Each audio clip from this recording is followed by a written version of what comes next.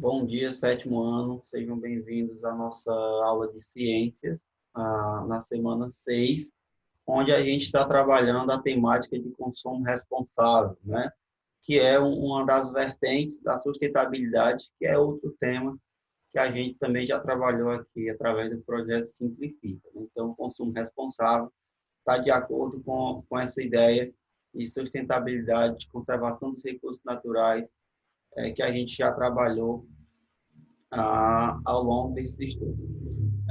Para início de conversa, nós temos aqui como sugestão a atividade de bem-estar, que é a atividade de pedra, papel e tesoura, onde vocês devem observar as instruções direitinho, né? E acessar a plataforma também. Lembre-se, a plataforma é uma forma de estudo de vocês, então se aproprie dela, para vocês fazerem as atividades, fazerem o estudo, tá certo?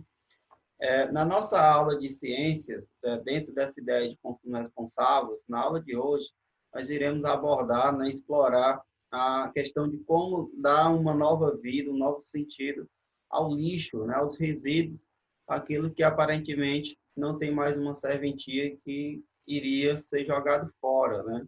Então, aqui nós temos como tema prolongando a vida do longa-vida, né? Esse tipo de material, tipo de embalagem, nós vamos ver o que é esse tipo de embalagem e estudar um caso, né? Observar um caso de transformação desse material em um novo sentido, aliando a questão da sustentabilidade, né? A consumo responsável e também a responsabilidade social, certo? Então, vamos lá. Olha só, né? Esse caso que deu certo com reutilização desse material, né? Que é a construção de abrigos para pessoas vulneráveis, né? Pessoas de rua. Então, um grupo de estudantes, através desse tipo de material, construiu abrigos para moradores de rua, né? Aliando a qualidade do material pelo fato de ser isolante térmico e a durabilidade, né? Então, é um novo sentido aquele material e um sentido muito maior para aquelas pessoas que estão em sentido de vulnerabilidade, que não tem um lugar, né? Não tem um abrigo para morar. E do que é feito nessa embalagem, né? Essa embalagem que dura tanto. Gente, as embalagens do longa-vida são aquelas embalagens feitas bastante utilizadas para serem colocados alimentos como laticínios, né? Algumas bebidas, alguns sucos, né? Então, ela tem esse poder de conservação desse tipo de alimento, né? Facilita no transporte. Então, ela tem uma certa qualidade de material, né? E uma certa qualidade em termos de isolantes térmicos, que dá uma conservação maior a esse tipo de alimento, né? Então, é feito de plástico, papel e alumínio, né? Então, vocês podem observar aqui nessa imagem, né, ó, uma combinação que protege e conserva, né? Então, observa aí diversas aquelas caixinhas bem rígidas, né, que não molha, né, impermeável e não transfere, não há a transferência nem a perda de calor, né, desse material que está dentro, desse tipo de alimento, né, leite, sucos, como eu falei, né?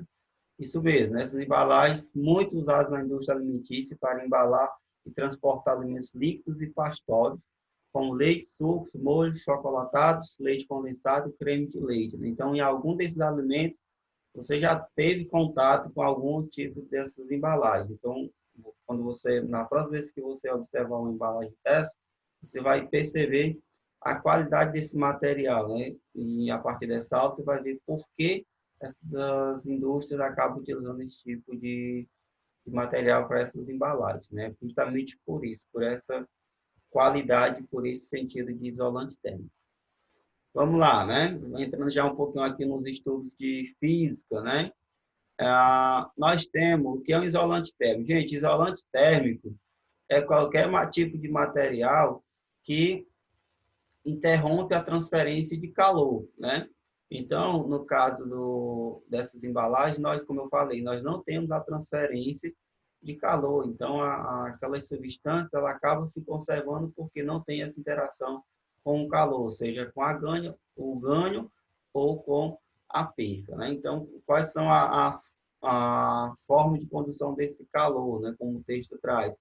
Primeiro, nós temos a irradiação, né, é quando o calor não precisa de um meio para se propagar, se propaga no vácuo, né, por meio de ondas infravermelhas, é o que acontece no caso da radiação do Sol, que chega para nós, né.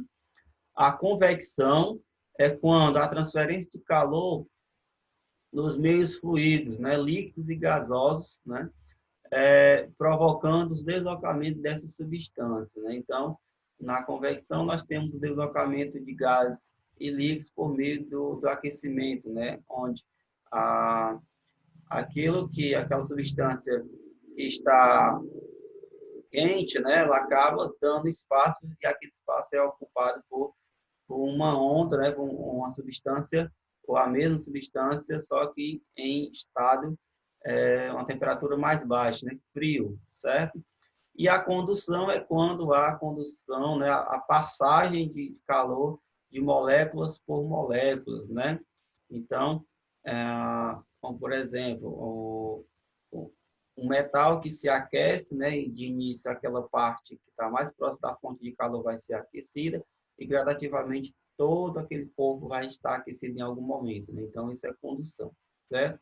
Mas vamos lá. Passando aí dos estudos de física, né, de condução de calor, vamos observar pelo lado da, da responsabilidade social, né, do novo sentido que o lixo pode trazer para as nossas vidas, né, principalmente para aquelas pessoas, como a gente observou neste estudo de caso, né, desse abrigo construído a partir do Vida Longa, né, que aquele lixo foi dado no sentido significativo para aquelas pessoas, né? Então, vamos pensar aqui. Vocês consideram que as atitudes dos estudantes, né, em construir esse abrigo foi uma atitude legal?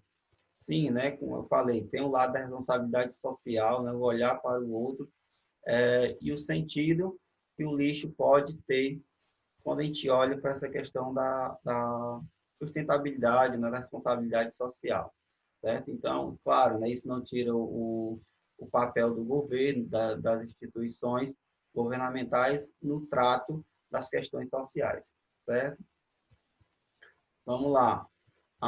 Pronto, né? Entrando aí na ideia do consumo responsável. O que é esse consumo responsável, né? É quando a gente adota medidas justamente para reduzir os impactos do nosso consumo sobre o meio, né? Então, seria consumir menos, né? Reutilizar materiais, descartar aquilo que realmente não precisa de forma correta, dar um novo destino a esse material. Então, o consumo responsável está atrelado a diversos fatores, né? Nós temos até a política dos 3 R's, 5 R's, né?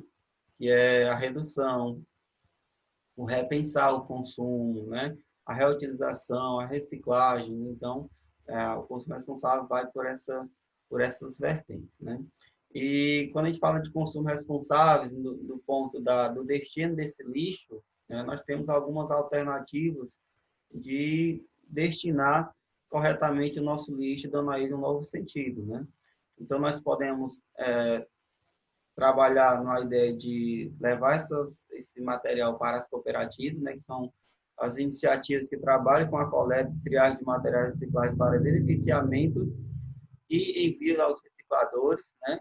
Nós podemos, os pontos de entrega voluntária, né, que são locais que recebem embalagens para envio à reciclagem ou alguma outra finalidade.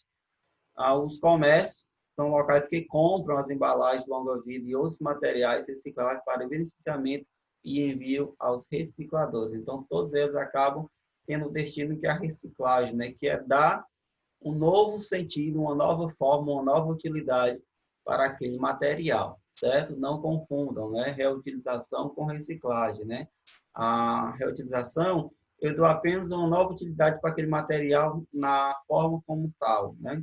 E a reciclagem é a transformação daquele material em um outro, certo? Então, são esses 3 pontos, né? Que a gente tem, certo? E aí eu gostaria de compartilhar com vocês um trabalho que eu fiz, um trabalho acadêmico que eu fiz, um seminário, que eu trago esse olhar da questão do lixo como responsabilidade social, Então, aqui eu trabalhei a ideia do lixo que não gera beleza, mas gera sustento, né? Então, como eu falei, o lixo, do ponto de vista, a gente pode olhar para ele e ver um sentido, um outro sentido e uma responsabilidade socioeconômica, né? Então, aqui eu trabalho o nosso contexto municipal, né? Onde nós temos a cooperativa dos catadores de material reciclado de Joca de Jericoacoara, né? Que tem em Jericoacoara a sede, né? A usina de tratamento desses materiais. Está amparado nas leis, né, municipal e lei nacional de resíduos sólidos, né? Então, aqui as leis. E aqui alguns registros, né, do trabalho que a gente fez uma visita, um estudo mesmo de como funciona, alguns dados coletados, né, em termos de quantidade de material recolhido, qual o destino, o que se aproveita, o que não se aproveita, os problemas encontrados pela cooperativa, né, seja em operação, até mesmo de manutenção dos trabalhos.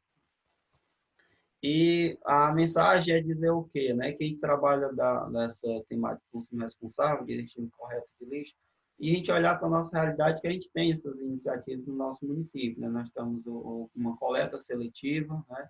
Nós temos o ecoponto, né?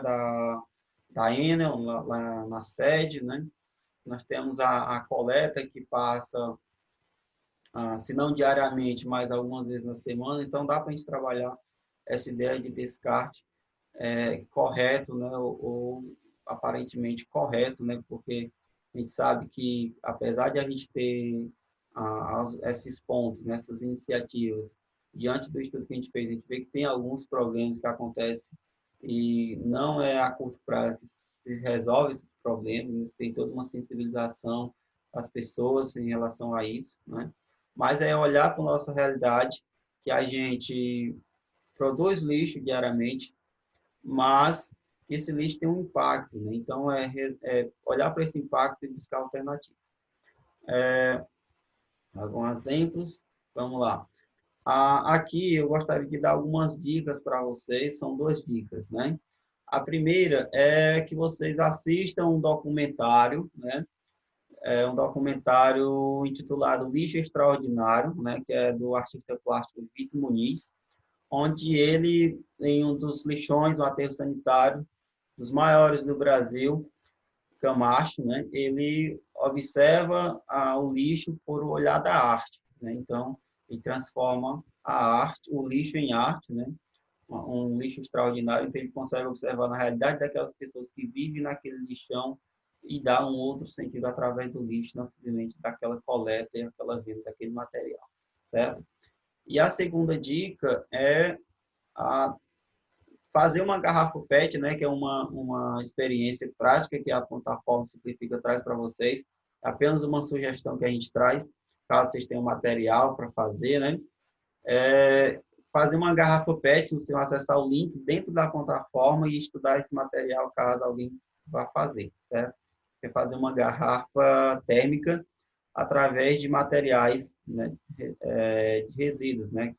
Garrafa PET, que possivelmente seria jogado fora, certo? Então, essa é a nossa abordagem do nosso conteúdo, né, de consumo responsável. Voltem esse vídeo quantas vezes preciso for, né?